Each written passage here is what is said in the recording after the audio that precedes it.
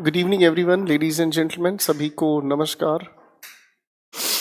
Interjection से question जो भी आता है विवेक बेटा, इंटरजेक्शन का क्वेश्चन आप लोगों को नरेशन के दौरान बताया जाता है। अदरवाइज इंटरजेक्शन का क्या सवाल पूछा जाता है? क्या क्वेश्चन पूछेगा इंटरजेक्शन का? Oh wow, hurrah! इनका क्या क्वेश्चन पूछेगा? फर्स्ट टाइम कमेंट कर रहा हूँ, बहुत जगह से पढ़ा लेकिन इंग्लिश का। Thank you so much Parveen इतनी सारी बातों के लिए।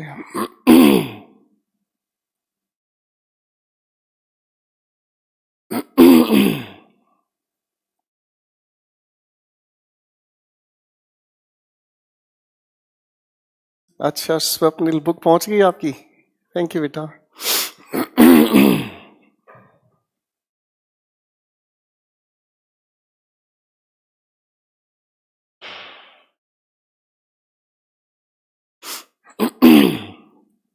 आपके लिए बुक में बहुत सारा मटेरियल है, अपनी बुक की आप कॉपी ले लीजिएगा।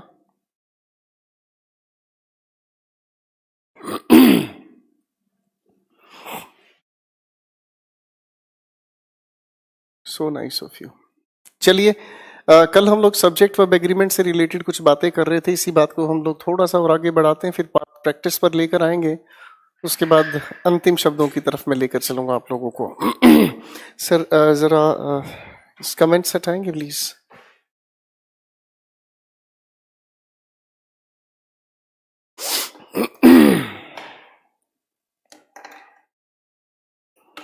तो दोस्तों पिछली क्लास में हम लोगों ने जो समझने का काम किया उसी चीज को मैं आज वाइंड अप करूंगा। पिछली क्लास में जो चीजें हम लोगों ने समझने का काम किया था, इनफैक्ट वो सारी की सारी बातचीत हमारी डिस्कशन में थी सब्जेक्ट वर्ब एग्रीमेंट के बारे में। और दोस्तों सब्जेक्ट वर्ब एग्रीमेंट को अगर हम लोग आगे देखने की कोशिश करें, जैसे पिछली क्लास में हम लोगों ने कुछ क्वेश्चंस तैयार किए थे, थोड़ी सी बातों को अगर आगे हम लेकर चलें, एक क्वेश्चन और हमसे पूछा जाता है, उसके बारे में मैं आपके साथ अभी बात करना शुरू करूंगा। ठीक है दोस्तों?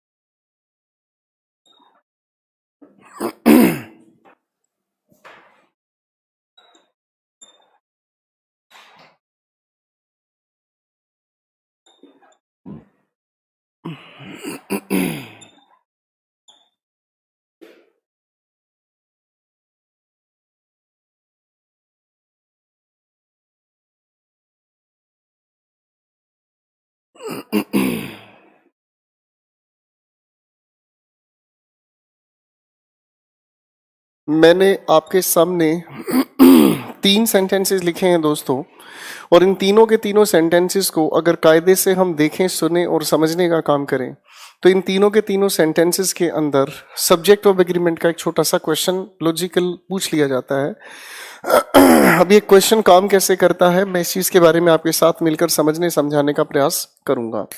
तो अगर आप इन तीनों के तीनों सेंटेंसेस को थोड़ा ध्यान से देखने का काम करें, तो इनके पीछे लॉजिक क्या बनता है उससे एक बार देख लेते हैं। एक छोटे से सेंटेंस में अगर मैं कहूं Ram is more active then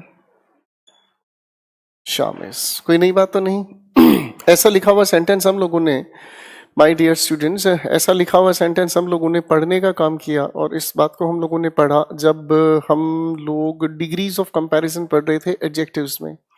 तो डिग्रीज ऑफ कंपैरिजन के अगर हिसाब को मैं देखने का काम करूं, तो डिग्रीज ऑफ कंपैरिजन कैसे काम करती है मैं फिर से रिकॉल कराना चाहूंगा। राम इज एक्टिव, हमारा बेसिक सेंटेंस यही है। राम अपने आप में एक नाउन है, इज एक लिंकिंग वर्ब है, और जो ये एक्टिव हमारे सामने लिखा है बेसिकली एक एडजेक्टिव है। अब एडजेक्टिव होने के नाते ये क्वालिफाई कर रहा है इस राम को। ठीक है बच्चों, कोई दिक्कत नहीं। अब अगर मैं इसे थोड़ा आगे समझने का प्रयास करूं तो इस एडजेक्टिव के मीनिंग को क्वालिफाई करने के लिए जो मोर लिखा है बेसिकली एक एडवर्ब है। आगे अगर मैं देखने का काम करता हूं तो दो अलग अलग सेंटेंसेस को जोड़ने का काम ये जो देन कर रहा है बेसिकली एक कंजंक्शन है, और ये हमारे सामने लिखा नाउन, और ये इसके आगे लिखी हुई इसकी लिंकिंग वर्ब। बात यहां तक फारिग हुई। अब अगर इन सेंटेंस को थोड़ा सा ध्यान से हम देखने का काम करते हैं तो एक तरफ ये लिखा मोर और एक तरफ लिखा वो देन, बेसिकली एक हुई हमारी एडवर्ब और एक हुई हमारे पास कंजंक्शन। सोचें, समझें और मुझे ये बताएं कि लिखे हुए सेंटेंस के अंदर क्या एडवर्ब लिखे हुए सेंटेंस के अंदर क्या एडवर्ब कभी भी सेंटेंस का सब्जेक्ट बन सकती है? एडवर्ब कभी भी किसी सेंटेंस का सब्जेक्ट नहीं बन सकती। सब्जेक्ट बनने के लिए या तो हमें चाहिए नाउन या फिर हमें चाहिए प्रोनाउन। ठीक है बच्चों, तो इसका मतलब ये समझ आया कि लिखी हुई इस बातचीत में एडवर्ब तो सेंटेंस का सब्जेक्ट नहीं बन सकती। अब दूसरी चीज आई हमारे सामने, ये कंजंक्शन। क्या कंजंक्शन कभी किसी सेंटेंस का सब्जेक्ट बन सकता है? बिल्कुल भी नहीं, नॉनसेंस बात हुई। सेंटेंस का सब्जेक्ट बनने की इजाजत दो को है, या तो नाउन को या फिर प्रोनाउन को। अब अगर मैं थोड़ा ध्यान से देखने की कोशिश करता हूं तो इस लिखी हुई कंपैरेटिव डिग्री से हम जो चीजें समझना चाहेंगे, Ram is more active than Shyam, इसी लिखे हुए दोनों के दोनों शब्दों की वजह से इशारा हम हमेशा पहले सब्जेक्ट की तरफ लेकर जाते हैं। बोलो हाँ। तो यहां से कायदा क्या बनता है? एडवर्ब सब्जेक्ट नहीं बन सकता, कंजंक्शन सब्जेक्ट नहीं बन सकता, कंपैरेटिव डिग्री की वजह से चीजें हम पहले सब्जेक्ट की तरफ लेकर जाते हैं। यहां लिखे हुए सेंटेंस पर आओ बच्चों, इस मोर को अगर मैं देखूं तो मोर तो सेंटेंस का सब्जेक्ट नहीं बन सकता क्योंकि एक एडवर्ब है, अब ये भी हम लोगों ने देखा। ये हमारा सब्जेक्ट नहीं, देन हमारे लिखे हुए सेंटेंस का सब्जेक्ट नहीं हो सकता क्योंकि सिर्फ और सिर्फ एक कंजंक्शन है। आगे अगर हम कहने की कोशिश करें तो हमारे लिखे हुए सेंटेंस का जो सब्जेक्ट है वो सिर्फ ये लिखा है वन स्टूडेंट, और इसी के मुताबिक हम लोगों ने यूज किया इज। नेक्स्ट सेंटेंस की अगर मैं बात करूं तो इधर लिखा मोर, एडवर्ब हुआ, सब्जेक्ट नहीं। आगे लिखा है देन, कंजंक्शन, ये भी सब्जेक्ट नहीं। तो सर एक तरफ तो लिखा है हमारे सामने स्टूडेंट्स और एक तरफ लिखा है हमारे पास वन। इस स्टूडेंट्स के ही मुताबिक अगर हम देखने की कोशिश करें तो क्या यूज करें भैया मैम ने? आर। एक अगला सेंटेंस हमारे सामने आता है, लिखा मेरे सामने मोर, अपने आप में एडवर्ब, सब्जेक्ट नहीं। देन एक कंजंक्शन, सब्जेक्ट नहीं। तो सब्जेक्ट के नाम पर जो भी लिखा है इसी के अनुसार आपने क्या यूज किया? आर। तो यहां से एक छोटा सा कंक्लूजन हमारे सामने आ गया, और कंक्लूजन क्या है, बड़े ध्यान से देखने का काम करें भाई। लिखे हुए सेंटेंस के अंदर अगर हम लोगों को लिखा नजर आता है मोर देन, तो इसके बाद जो भी हमारा सब्जेक्ट है इसी के अनुसार हम लोग हेल्पिंग वर्ब का यूज करेंगे। और अगर इसी लिखे हुए सेंटेंस में मोर और देन, मोर और देन के साथ अगर हम लोग जोड़ने की कोशिश करें किसी और सब्जेक्ट को, तो जो हमारा सब्जेक्ट यहाँ इनसे पहले आया इसी के अकॉर्डिंग हमारी हेल्पिंग वर्ब का चुनाव हुआ। ठीक है बच्चों, देखिए बड़ा प्यारा क्वेश्चन है, इसका हिंदी से लेना देना नहीं है, ये सिर्फ एक स्ट्रक्चरल क्वेश्चन है। स्ट्रक्चर के आधार पर हम इस क्वेश्चन को सोल्व करने का प्रयास करते हैं। एक बार बच्चों इसे देखें।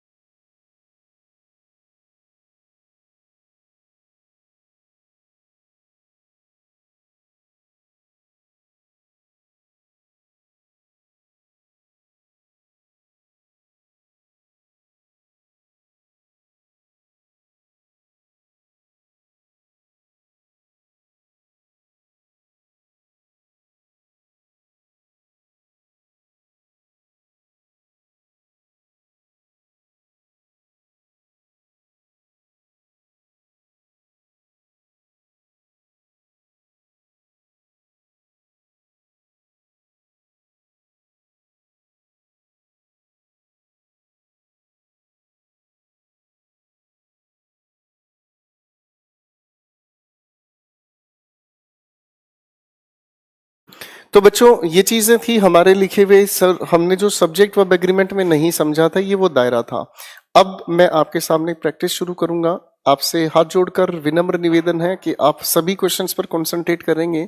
सब्जेक्ट वर्ब एग्रीमेंट की पीडीएफ आप लोगों की तैयार है आप लोगों के बैच में, आप उन्हें भी देखने का कोशिश करेंगे, डाउनलोड करना चाहें कर सकते हैं। मैं एक एक क्वेश्चन का डिस्कशन करूंगा, साइड में बैठूंगा और एक एक चीज आप लोगों के सामने डिस्कस करूंगा, कहाँ किस टॉपिक में हमने क्या चीजें पढ़ी हैं। ठीक है बच्चों, तो शुरू करते हैं महफिल फटाफट से। सर जरा क्वेश्चन पेश करेंगे please.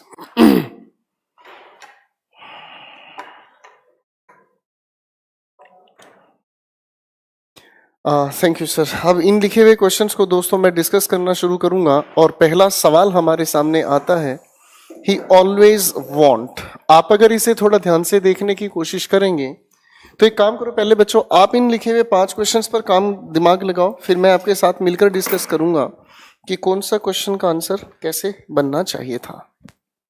Take your time please.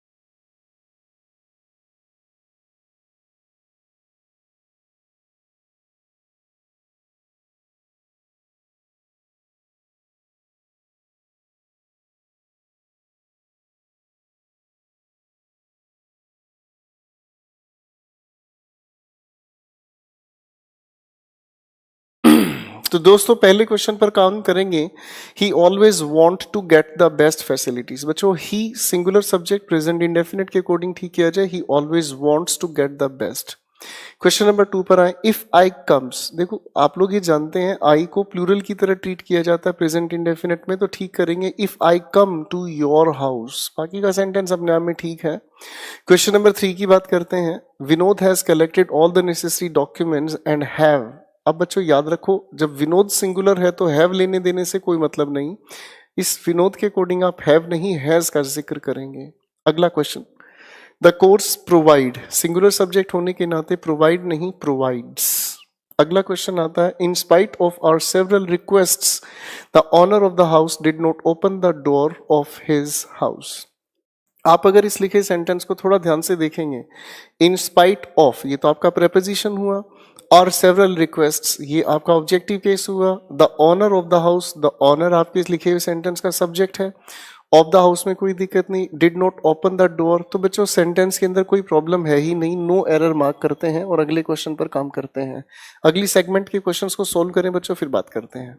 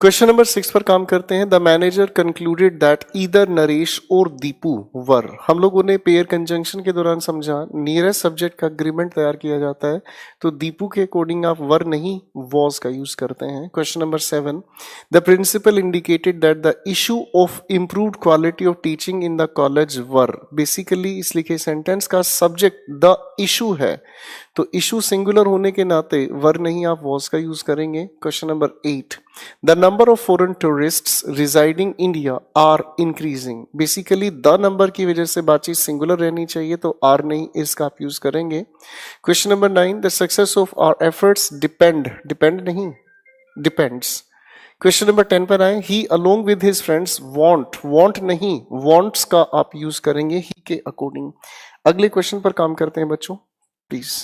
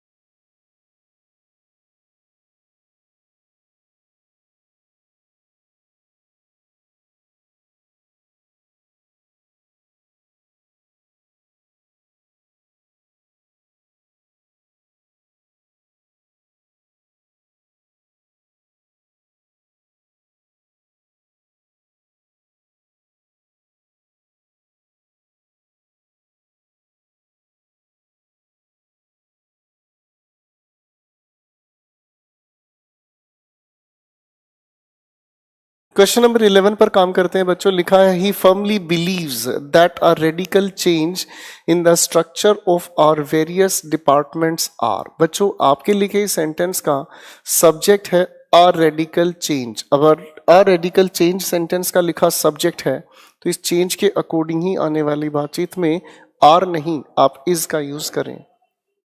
Question number 12 पर काम करते हैं। A large number of human beings.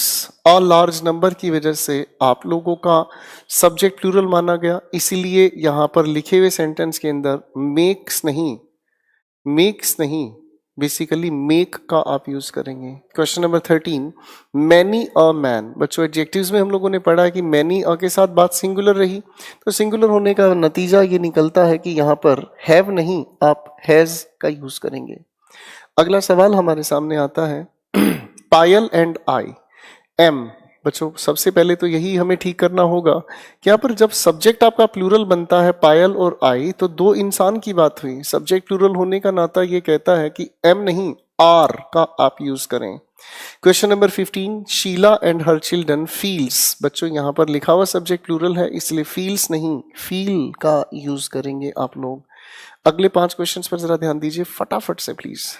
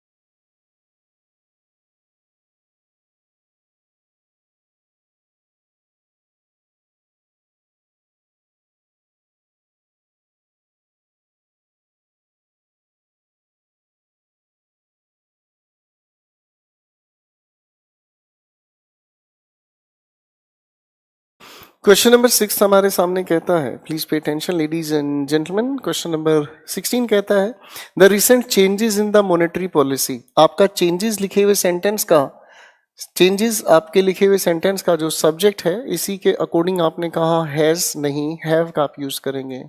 Question number 17 हमारे सामने आता है I with my family which consists. आगे लिखा है of my wife and 3 children resides. बच्चों आपके लिखे सेंटेंस का सब्जेक्ट आई है। आई के बाद लिखा ये जो विद है बेसिकली ये एक प्रेपोजिशन है, तो प्रेपोजिशन के बाद लिखा ये सारा खेल ऑब्जेक्टिव केस है। तो आई के लिए जो आप वर्ब ढूंढ रहे हैं वो रिसाइड्स आपकी वर्ब है। तो इसी के अकॉर्डिंग अगर हम कहें तो आपके लिखे हुए सेंटेंस के अंदर रिसाइड्स नहीं सिर्फ रिसाइड का आप यूज करें। Question number 18 as per the revised rules refusing to accept soiled and torn notes are. तो बच्चों रूल्स के अकॉर्डिंग तो आप लोगों का लिखा हुआ आर बिल्कुल ठीक है। ठीक है जी, तो इस लिखे हुए सेंटेंस की अगर हम बात करें कोई एरर इसमें नहीं है, नो एरर। क्वेश्चन 19 पर आए The report is candid in admitting that the investment by the government in health and family planning have been eroded considerably। बच्चों रिपोर्ट आपका सिंगुलर है और इस सिंगुलर के नाते आप लोग यहाँ पर सिंगुलर हेल्पिंग वर्ब भी यूज करेंगे, तो आपका लिखा हुआ हैव नहीं हैज बीन। क्वेश्चन 20 कहता है it is I who has done this तो बच्चों रिलेटिव प्रोनाउन के दौरान हम लोगों ने चीजों को समझा था, और रिलेटिव प्रोनाउन के दौरान जो चीजें हम लोगों ने समझी थी, it is I who have done this. ठीक है बच्चों, अगली क्वेश्चंस आपके सामने आ रहे हैं, पेश करेंगे, सॉल्व करेंगे। Please take your time.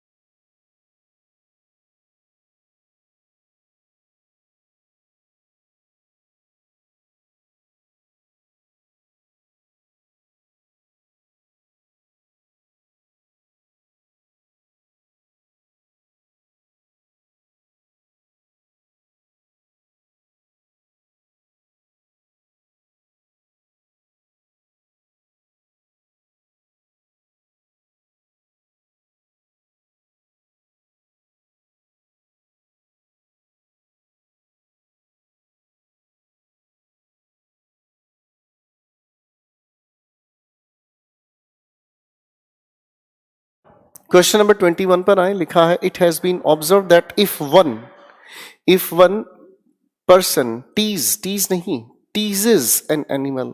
ठीक है जी, teases. Question number 22, silver as well as cotton. Sir silver आपके लिखे हुए सेंटेंस का सब्जेक्ट है, इसी के अकॉर्डिंग हैव फॉलन नहीं, हैज फॉलन कंसीडरेबली।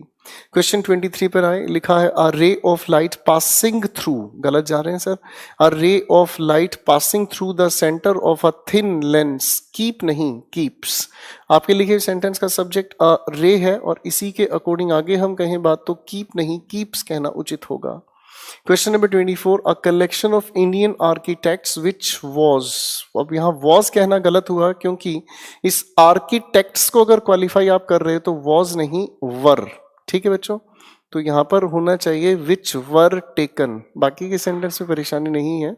क्वेश्चन 25 हमारे सामने आता है, neither the player nor the trainer were. बच्चों नियरेस्ट सब्जेक्ट के अकॉर्डिंग आता है पेयर कंजंक्शन में एग्रीमेंट, इसलिए वर नहीं, आप यहां पर वॉज का यूज करेंगे। Next question we have question number 26 से लेकर 30 तक पर प्लीज आप काम करें, फिर मैं डिस्कशन शुरू करता हूं।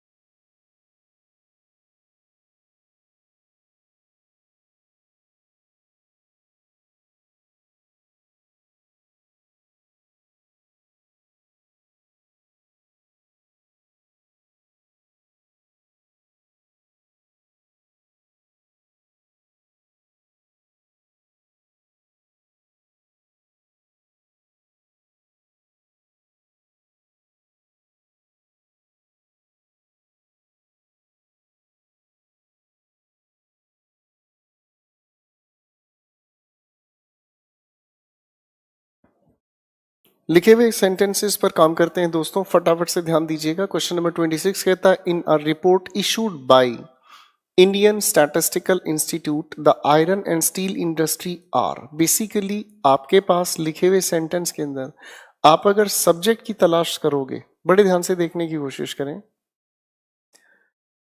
अगर इस लिखे हुए सेंटेंस में हम सब्जेक्ट की तलाश करते हैं तो बेसिकली सब्जेक्ट आप लोगों का लिखा है अ रिपोर्ट। तो आर, रिपोर्ट अगर सब्जेक्ट का काम कर रहा है तो आर नहीं, आप यहां पर इज का यूज करेंगे प्लीज। क्वेश्चन नंबर 27 कहता है motivating employees with traditional authority and financial incentives have, बिल्कुल ठीक जा रहा है। इम्ब्लॉक्सेस आपके सामने लिखा हुआ, नहीं नहीं नहीं, इम्ब्लॉक्सेस सेंटेंस का सब्जेक्ट नहीं है, मोटिवेटिंग आपके सेंटेंस का सब्जेक्ट है। तो हैव नहीं, हैज का यूज करें। हम लोगों ने कल ऐसा ही एक क्वेश्चन किया था, मेकिंग पाइस। बच्चों उस क्वेश्चन को देख लीजिएगा, कल की वीडियो में किया हुआ है। मोटिवेटिंग उसी तरीके से आपका सेंटेंस का सब्जेक्ट है, हैव नहीं, हैज का आप यूज करें। Next question we have, he is one of the best novelties that has. अब बच्चों यहां लिखे हुए सेंटेंस के अंदर दैट रिलेट कर रहा है नॉवलिस्ट्स। अब नॉवलिस्ट्स की अगर आप बात करते हैं तो हैज नहीं, हैव का यूज करना सेंसिबल हुआ। Question number 29. We are happy that our Prime Minister with the members of his cabinet are. आपके सेंटेंस का सब्जेक्ट है बेसिकली प्राइम मिनिस्टर, तो प्राइम मिनिस्टर के मुताबिक आप कहना चाहेंगे आर नहीं, इज। क्वेश्चन नंबर 30 की अगर हम बात करते हैं, the investment by the government in science and technology have, basically investment आपका सब्जेक्ट है जिसकी वजह से हैव नहीं, आप हैज का यूज करते हैं। Next question we have, please focus करें फिर बात करना शुरू करते हैं।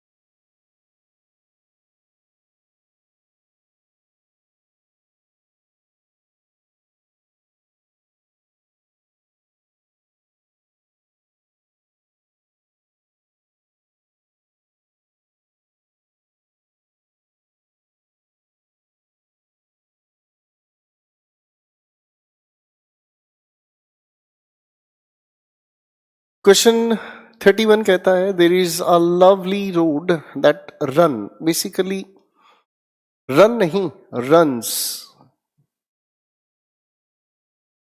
क्वेश्चन नंबर 32 कहता है डू शी। बच्चों आप सभी को पता है कि डू बेसिकली एक सिंगुलर सब्जेक्ट के लिए यूज नहीं होता, तो सिंगुलर सब्जेक्ट के लिए आने वाली जो भी हमारी बात है बेसिकली आप उसे कहने की कोशिश करेंगे, does she learn. Question number 33, neither the father note, note नहीं नोर कहना होगा, नीदर के स्पेयर में आप नोर का यूज करते हैं। क्वेश्चन नंबर 34 कहता है सम पीपल फील्स। बच्चों पीपल नाउन के दौरान हमने पढ़ा था, पीपल हमेशा प्लूरल यूज होता है, तो फील्स नहीं फील का आप यूज करें। क्वेश्चन नंबर 35 कहता है क्वेश्चन नंबर 35 कहता है Mumbai is full of tall buildings which is. अब देखो ध्यान से समझो, बिल्डिंग्स को रिलेट करने की अगर बात कही गई है तो बिल्डिंग्स को रिलेट करने के लिए जो हम यूज कर रहे हैं वो इज नहीं आर का जिक्र होना चाहिए। ठीक है बच्चों, चलिए अगली बात से मिलने का काम करते हैं। अटेम्प्ट करें please.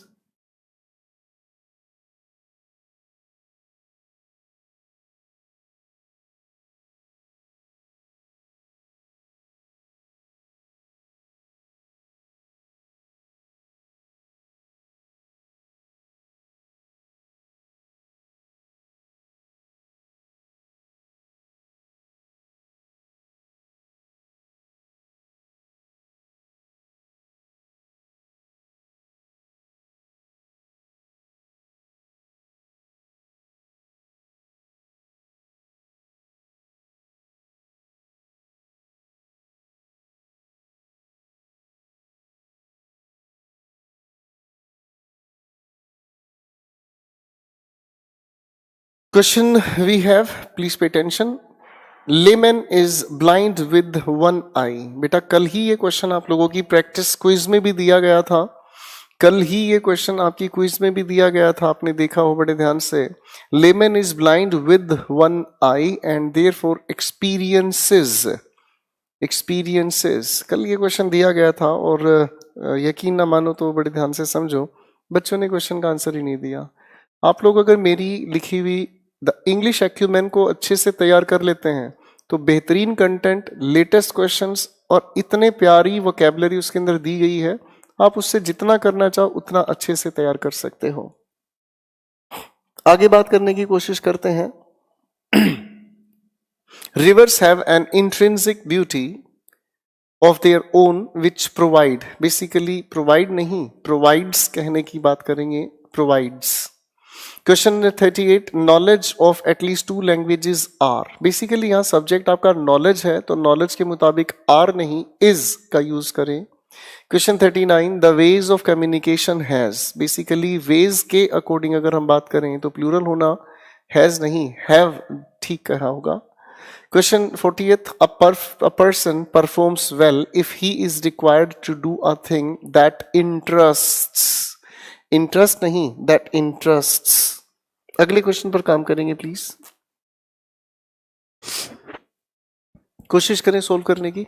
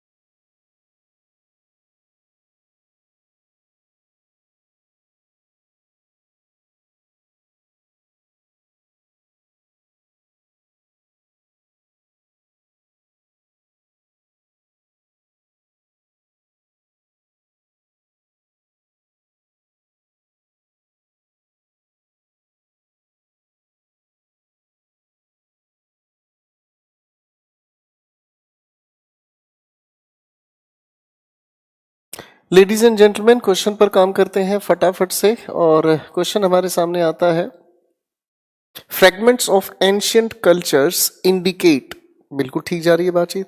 Fragments of ancient cultures indicate that the first wheels was, the first wheels नहीं, the first wheel was probably developed in logical steps. Next question we have, the chairman decided that the board meeting would commence despite the fact that 2/3 of the board was absent. इस लिखे sentence में कोई अभी तक परेशानी है नहीं, एक बार फिर से पढ़ के देख लेते हैं। The chairman decided that the board meeting would commence despite the fact that 2/3 of the board was absent. कोई एरर नहीं है बच्चों इस सेंटेंस में, ये अपनी जगह बिल्कुल ठीक है। Next question we have, each of them along with their families and their pets is going to. इस सेंटेंस में कोई एरर नहीं है, बेसिकली अपनी जगह बिल्कुल ठीक हुआ। Question 44, every one of us know, no नहीं नोज, एवरी वन आपका सिंगुलर सब्जेक्ट है, ठीक है। अगले सेंटेंस पर काम करते हैं बच्चों, लिखा हुआ है the number of people applying, were नहीं, आप वॉज का यहां पर यूज करेंगे। नेक्स्ट क्वेश्चन पर आप जरा फोकस करें प्लीज।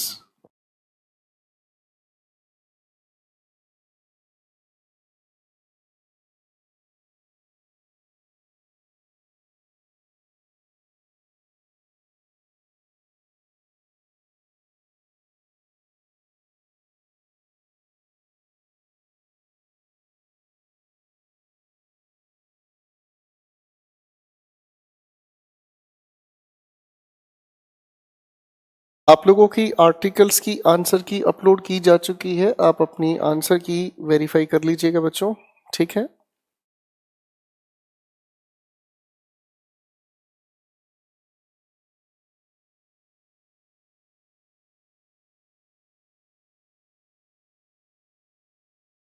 क्वेश्चन नंबर 46 कहता है the RBI which monitors banking operations do not नहीं, does not have the resources to carry out investigation etcetera. Question number 47 कहता है unfortunately many in rural areas are, unfortunately many in rural areas are still deprived of adequate health care facilities. अगर हम कहने की कोशिश करें तो many की जगह यहां पर हमें कहना होगा most of rural areas. Question number 48 की बात करते हैं, there is lots of supports from the employees for the proposal to merge with the parent company. There is, बच्चों देयर के तो सब्जेक्ट का लेना देना है ही नहीं, तो एडवर्ब है basically. Lots of supports basically आपके लिखे सेंटेंस का सब्जेक्ट है, तो होना चाहिए there are lots of supports.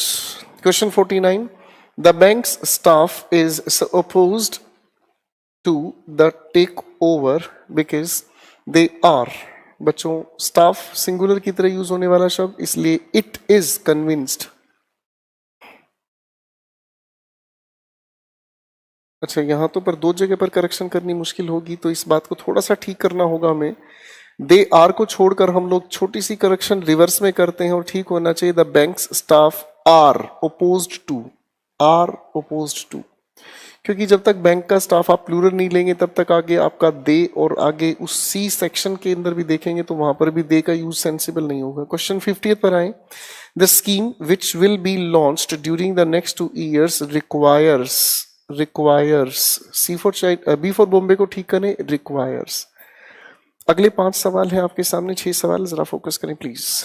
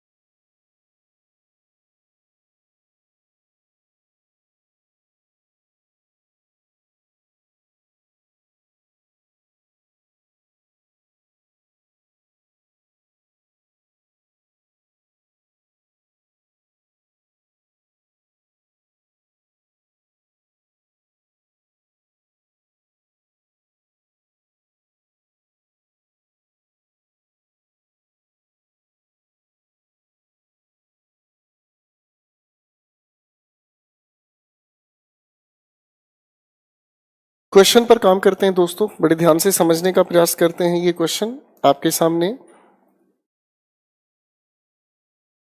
Question शुरू होता है माई elder sister and I am. बच्चों देखो यहां पर सब्जेक्ट ही अगर आपका प्लूरल होता है तो आई एम नहीं, आई एम की जगह होना चाहिए my elder sister and I are interested. Next question we have, next question we have,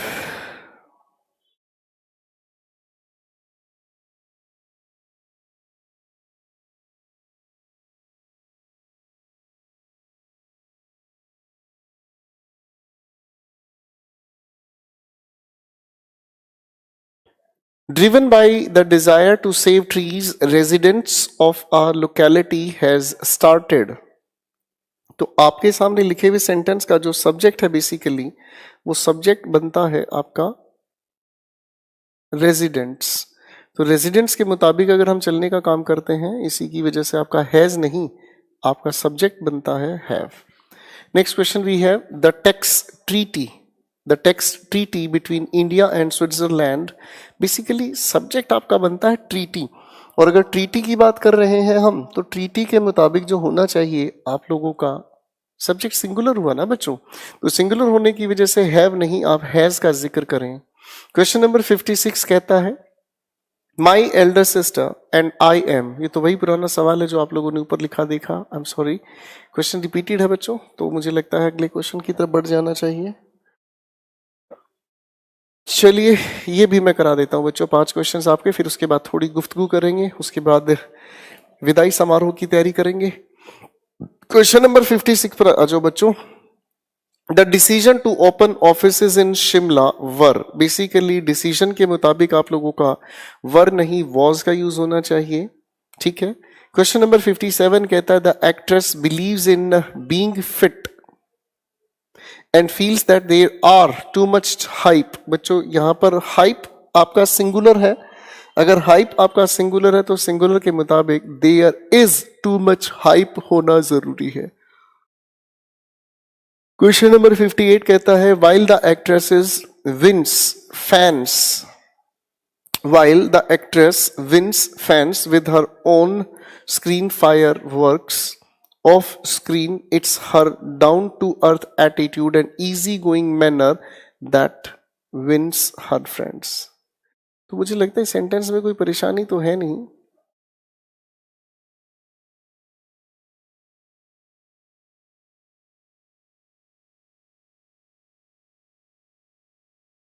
कोई भी दिक्कत नहीं है इस लिखे सेंटेंस में, कोई एरर नहीं है इस लिखे हुए क्वेश्चन में। चलिए question number 59 in the room there were chairs, there was chairs नहीं, there were chairs tables and cupboards. Question 60th कहता है to be effective it is very important for employees to know how various departments in organisation functions. अगर हम ध्यान से देखेंगे तो यहां लिखे हुए सेंटेंस के अंदर फंक्शंस आपका सब्जेक्ट किसके आधार पर बना, तो बेसिकली डिपार्टमेंट्स के अकॉर्डिंग आपको सब्जेक्ट बनाना है और डिपार्टमेंट्स के अकॉर्डिंग ही वर्ब का आप यूज करते हैं, तो बात आनी चाहिए आपकी तरफ से इन ऑर्गेनाइजेशन फंक्शन, ठीक है बच्चों। तो खैर देखो सवाल की बात अगर हम कहें तो सवाल आपके इसके अलावा कितने भी हैं जो दिए गए हैं, आप उन क्वेश्चंस को जितना चाहें सोल्व कर सकते हैं and I expect you people will definitely do the best, ठीक है, you people will do the best, ठीक है बच्चों। चलिए अब मैं आप लोगों को थोड़ा सा अंतिम बातों पर लेकर चलना चाहूंगा, ठीक है बच्चों।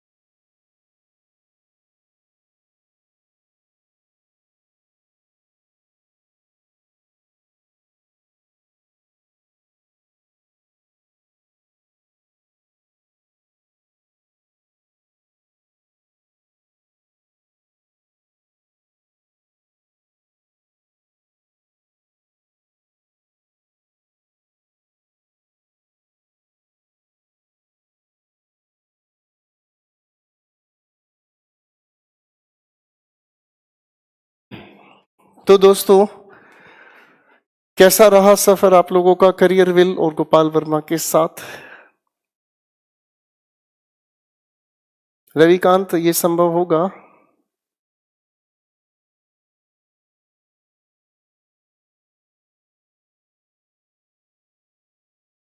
God bless you.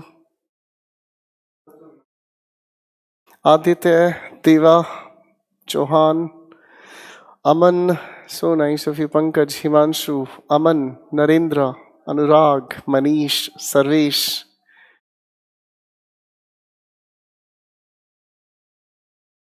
Good evening. Dheeraj, Sonu Thakur, बहुत स्पीड से आ रहे हैं भाई, कमेंट तो मैं पढ़ ही नहीं पा रहा हूँ।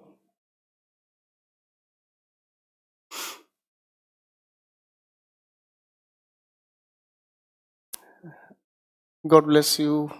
थैंक यू हिमांशु, योगेश, पंकज,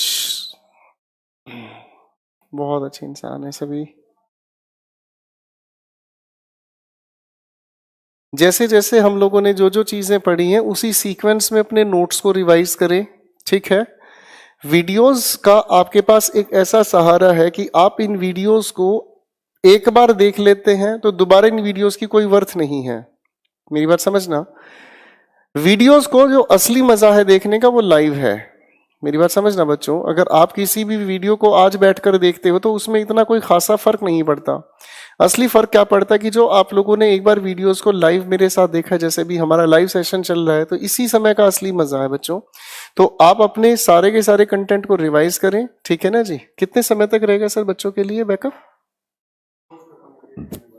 तो आप लोगों का इंग्लिश का जो सेशन है वो मैक्सिमम इसके 1 महीने तक आप लोगों के पास रहेगा, ठीक है। आज 10 to 10 आप लोगों के साथ मैं करूंगा, जिसमें सीपीओ के क्वेश्चन सोल्व करना सिखाऊंगा आप लोगों को, ठीक है बच्चों। तो मुझे लगता है आप सभी को बहुत बहुत धन्यवाद एंड बेस्ट ऑफ लक। मेरी तरफ से आप सभी को बेस्ट विशेस। 2020 आप सभी के लिए नौकरी के अवसर खोल दे। चंदन बेटे, अपने नोट्स को खोल के देख लो, आंसर की अपलोड हो चुकी है, ठीक है। और आप सभी को, हाँ, आप प्रैक्टिस के लिए मैंने आपको बता ही दिया है कि जो मेरी इंग्लिश एक्यूमेन है उसमें बेहतरीन सवाल है, बेहतरीन उसके अंदर थियरी है, हर तरह के क्वेश्चंस उसके अंदर लिए गए हैं। Fill in the blank, sentence improvement, error detection, आपका कॉम्प्रीहेंशन एक अलग सेगमेंट है जिसके अंदर आपका कॉम्प्रीहेंशन पैसेज है, क्लोज टू स्पीक योर, बहुत बेहतरीन तरह के सवाल। इतनी मोटी बुक में और होगा क्या यार, सब कुछ चीजें हैं उसके अंदर, ठीक है दोस्तों।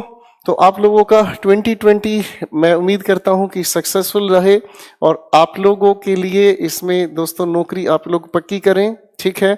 और हर एक पेपर में आपका परचम लहराए। दिल से ये दुआएं हैं आप लोगों के लिए, ठीक है। और सभी के सभी दोस्तों को मेरी तरफ से बहुत बहुत बधाइयाँ।